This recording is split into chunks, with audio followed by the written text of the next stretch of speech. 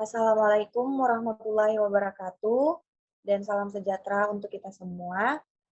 Di sini kami dari kelompok 5 akan mempresentasikan hasil diskusi kami mengenai materi paham progresivisme dalam filsafat pendidikan. Di kelompok 5, kami berjumlah 4 orang dan semuanya dari program pendidikan matematika. Yang pertama ada Nadra Fahira Saleh, yang kedua ada Novita Priscilia Tumanan, yang ketiga ada Tiffany Seldiva Andilolo, dan yang keempat ada Elsa Manora Ponglaba atau saya sendiri. Kemudian untuk pembagian materi pertama yaitu pengertian akan disampaikan oleh saya sendiri. Kemudian materi yang kedua yaitu sejarah dan tokoh-tokoh aliran filsafat dalam progresivisme dan pemikirannya akan dijelaskan oleh Saudari Tiffany Seldiva. Kemudian materi yang ketiga yaitu makna pendidikan progresivisme dan tujuan pendidikan progresivisme akan dijelaskan oleh Saudari Nadra. Dan materi terakhir yaitu kurikulum pendidikan progresivisme dan belajar dalam pandangan progresivisme akan dijelaskan oleh Saudari Nov. Pengertian aliran progresivisme. Hakikat aliran progresivisme. Pengertian progresivisme menurut bahasa istilah progresivisme berasal dari kata progresif yang artinya bergerak maju. Sedangkan dalam Kamus Besar Bahasa Indonesia disebutkan bahwa kata progresif diartikan sebagai ke arah kemajuan, berhaluan ke arah perbaikan sekarang, dan bertingkat-tingkat naik. Dengan demikian, secara singkat, progresif dapat dimaknai sebagai suatu gerakan perubahan menuju perbaikan. Sering pula istilah progresivisme dikaitkan dengan kata progres, yaitu kemajuan. Artinya, progresivisme merupakan salah satu aliran yang menghendaki suatu kemajuan, yang mana kemajuan ini akan membawa sebuah perubahan. Kemudian ada pendapat dari Muhni Dayeli pada penelitiannya tahun 2011, menyebutkan bahwa progresivisme adalah sebuah aliran yang menginginkan kemajuan secara cepat. Ada pula pendapat lain dari Jalaluddin dan rekan-rekannya pada 2012, menyebutkan bahwa progresivisme sering pula dinamakan sebagai instrumentalisme, eksperimentalisme, dan environmentalisme. Aliran progresivisme beranggapan bahwa kemampuan intelijensi manusia sebagai alat untuk hidup, untuk kesejahteraan, dan untuk mengembangkan kepribadian manusia.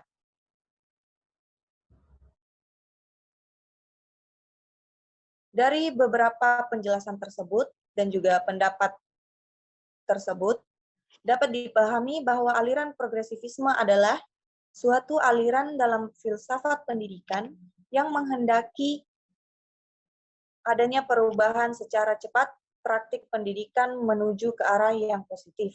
Dengan kata lain, pendidikan harus mampu membawa perubahan pada diri peserta didik menjadi peserta yang tangguh dan mampu menghadapi berbagai persoalan serta dapat menyesuaikan diri dengan kehidupan sosial di masyarakat.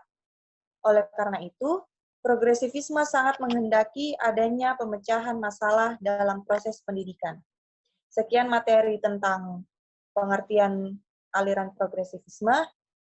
Kemudian materi selanjutnya akan dibawakan oleh Saudari Tiffany. Waktu dan tempat dipersilakan. Baik, yang berikutnya yaitu mengenai sejarah hakikat aliran progresivisme. Awal mula lahirnya aliran progresivisme ialah dilatar belakangi ketidakpuasan terhadap pelaksanaan pendidikan yang sangat tradisional, cenderung otoriter, dan peserta didik hanya dijadikan sebagai objek pembelajaran. Menurut Gutek, aliran ini berakar dari semangat pembaruan sosial pada awal abad ke-20, yakni gerakan pembaruan politik Amerika. Adapun aliran progresif pendidikan Amerika mengacu pada pembaruan pendidikan di Eropa Barat. Pendapat lain menyebutkan bahwa aliran progresisme secara historis telah muncul pada abad ke-19. Namun perkembangannya secara pesat baru terlihat pada awal abad ke-20, khususnya di negara Amerika Serikat. Kedua pendapat tersebut, meskipun sedikit berbeda pandangan, namun dapat ditarik benang merahnya, yaitu perkembangan aliran progresisme ini secara pesat terjadi pada abad ke-20. Menurut sejarah, munculnya aliran progresisme ini sangat dipengaruhi oleh tokoh-tokoh filsafat praktisme sebagaimana telah disebutkan. Adapun pemikiran-pemikiran yang berpengaruh terhadap perkembangan aliran progresisme adalah pemikiran Johann Heinrich, Sigmund Freud, dan John Dewey. Pemikiran ketiga tokoh tersebut merupakan inspirasi bagi aliran progresisme.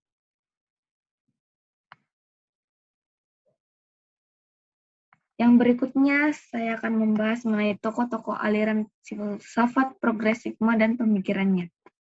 Yang pertama yaitu William James. James membebaskan ilmu jiwa dari prakonsepsi teologis dan penempatannya di atas dasar ilmu perilaku. Buku karangannya yang berjudul Principles of Psychology terbit tahun 1890, mengembangkan ide-ide tersebut dengan cepat menjadi buku klasik dalam bidangnya. Hal ini yang mengantarkan William James sebagai ahli filsafat pragmatisme dan empirisme radikal. Yang berikut John Dewey.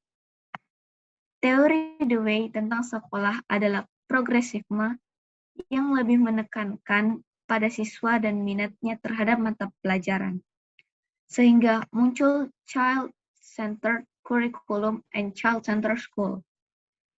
Pandangan Dewey terhadap manusia sangat berbeda dari pemikirannya tentang situasi kehidupan.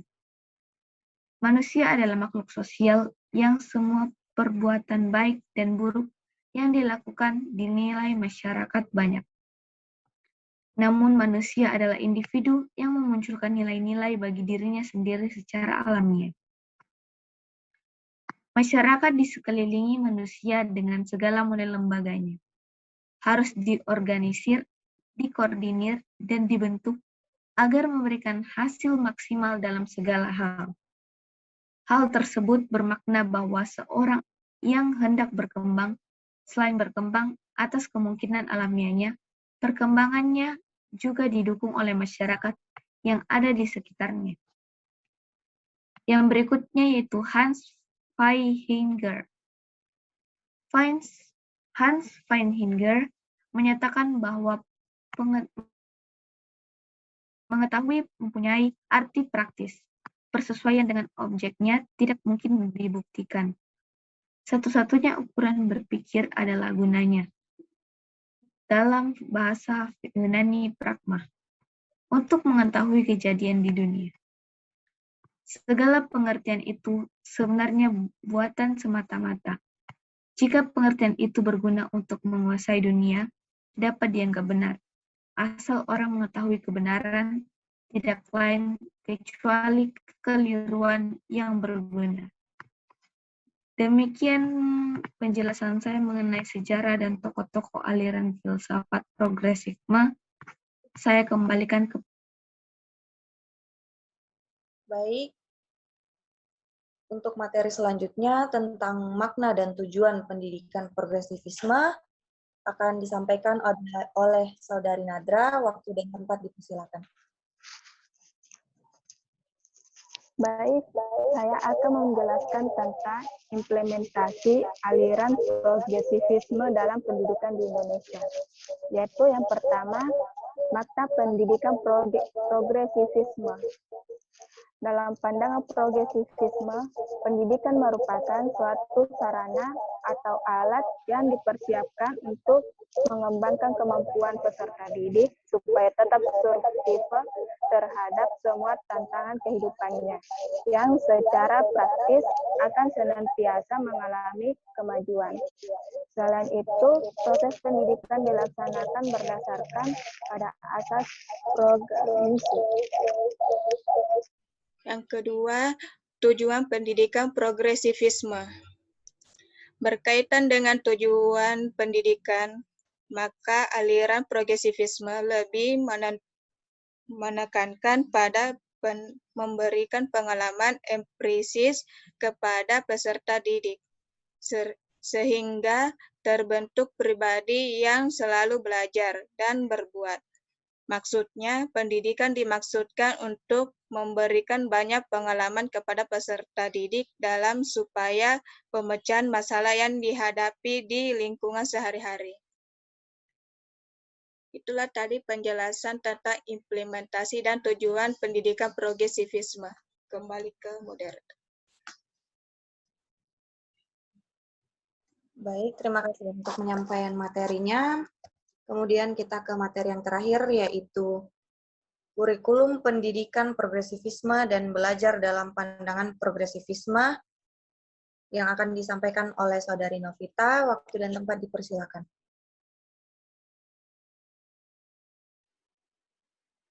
Oke, baik. Saya akan menyampaikan kurikulum pendidikan progresivisme. Dalam pandangan progresivisme, kurikulum merupakan serangkaian program pengajaran yang dapat mempengaruhi anak belajar secara edukatif, baik di lingkungan sekolah maupun di luar. Aliran progresivisme mengkehendaki kurikulum dipusatkan pada pengalaman yang didasarkan atas kehidupan manusia dalam berinteraksi dengan lingkungan yang kompleks. Jadi,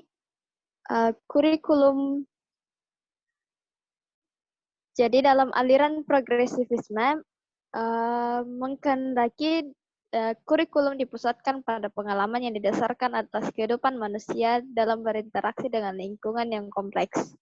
Nah, dalam hal ini juga progresivisme tidak mengkehendaki adanya mata pelajaran yang diberikan terpisah, tapi harus terintegrasi dalam unit. Suhairini menyebutkan core curriculum harus mengandung integrated curriculum dengan mengutamakan metode problem solving.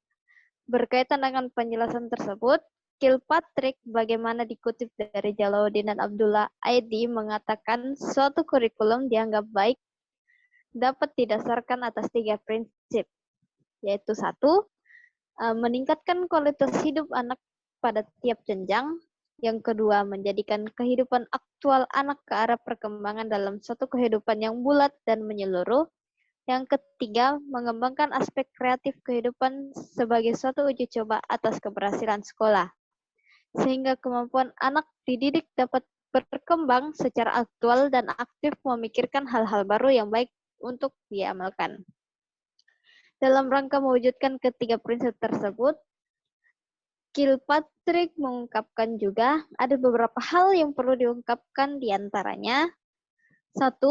Kurikulum harus dapat meningkatkan kualitas hidup anak didik sesuai dengan jenjang pendidikannya.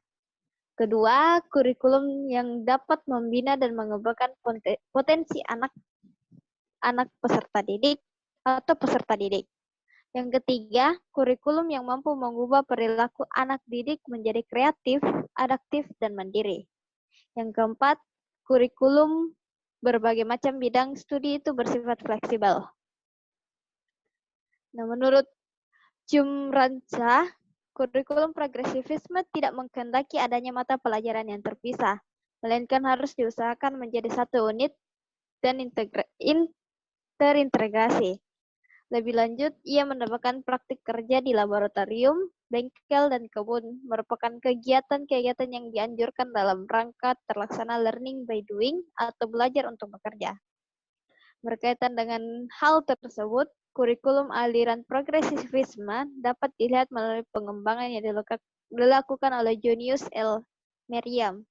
Ia mengembangkan kurikulum yang berkaitan dengan kehidupan anak dalam mengikut sertakan dharma wisata, pekerjaan konstruktif, observasi, dan diskusi. Nah, kurikulum yang dimaksud itu adalah kurikulum 2013. Yang kurikulum ini mulai diberlakukan di Indonesia pada akhir tahun 2013 dan pada awal tahun 2014.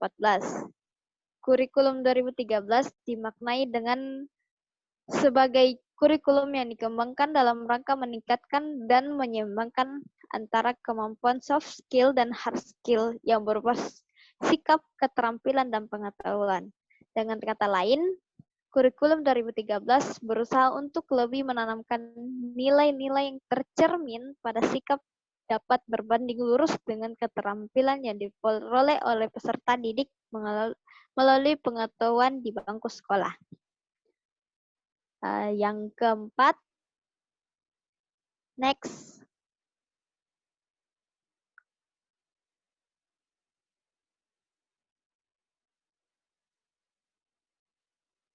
Yang keempat, belajar dalam pandangan progresivisme.